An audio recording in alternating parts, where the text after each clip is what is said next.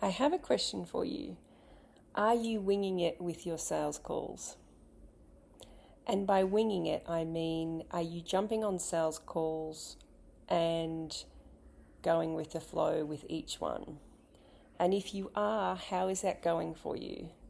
For a rare amount of people, that strategy and process may work really well. And if it does, that's amazing. But for a lot of us, not having a clear strategy and process to follow before, on, and after our sales calls can actually cost us the obvious, which is actually making more sales and winning more amazing one fit clients. But it also costs us in terms of how much energy we put into selling, the overwhelm that we can feel prior and post in a sales call if it didn't go how we planned, and also the frustration of the person that you're speaking to on the call because they may not actually have got what they wanted from you from that call and moving forward in a one-on-one program that you're offering. So let's shift our mindset with having the idea that having a strategy and a process is actually going to save you a huge amount of your emotional energy and win you more amazing, best fit one-on-one clients for you and your business. Now, a lot of the times that people don't actually have a sales strategy and process is because they don't want to be that salesy person that they really don't like.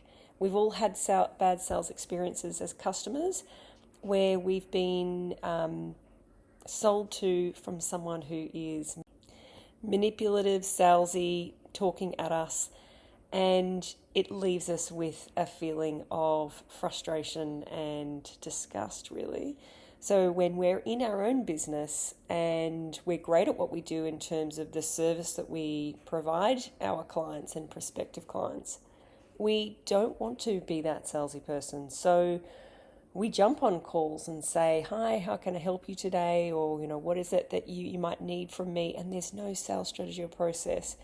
And this lets down your ideal client because they're actually wanting to follow a structured process that allows for them to have plenty of space to communicate their frustrations, their needs, the desires, and the outcomes that they want. So let's reframe a little bit about that. First of all, the mindset shift of reframing sales as a transaction that has to happen to a genuine first, in a lot of cases, first human-to-human connection that you've had with an ideal client. In the buying journey prior, they may have engaged with content that you've put out on social media or your email marketing. They may have engaged with you a little bit through direct message of some sort or an email. They may have been referred to you by a past client. But in most cases, they've not yet had a connection, a conversation with you via video or in some cases meeting in person. So this is a big thing because an email, a text, something on LinkedIn is removed from a human-to-human connection. So that's a really good thing to shift the mindset that this is the first time that they're actually having the experience of what it would be like to work with you as a service provider.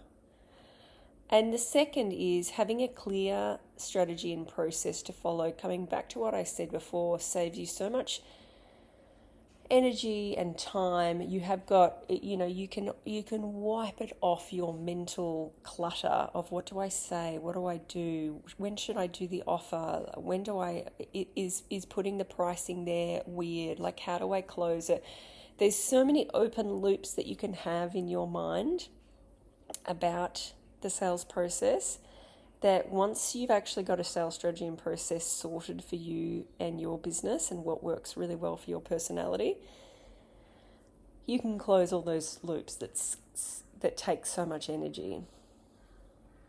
And you can use that energy to actually connect better with people on a call, because whether you're a more introverted or extroverted person, a one-on-one sales call does take energy.